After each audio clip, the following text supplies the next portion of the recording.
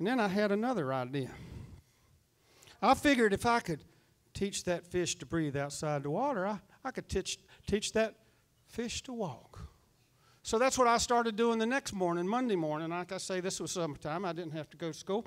And I'm going to teach that fish to walk. Now Whiskers wasn't like those. Did I tell you I named him Whiskers? Yeah, I named him Whiskers.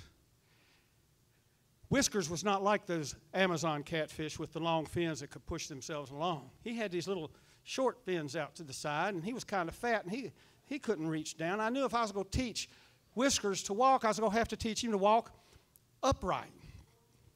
So what I did is I got a couple of sticks about that long, and I notched them.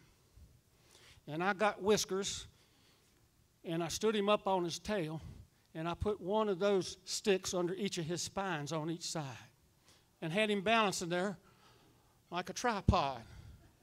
And he kind of swayed back and forth a little bit. Finally, he got steady, and he wasn't moving. And he was like for about 10 or 15 minutes, he wasn't moving at all. He'd look around a little bit, but he didn't move. So I pulled out one of those sticks.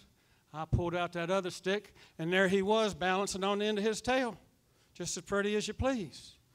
So I got a worm and from my bait that was left over from fishing, and I held it out in front of Whiskers. Now, Whiskers, you know, fish are meant to be horizontal.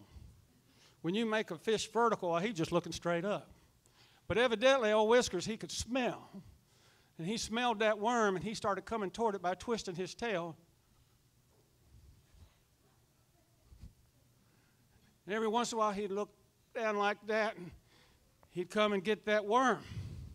I'd do it again, and by the end of the day, I had Whiskers walking all around that porch on his tail.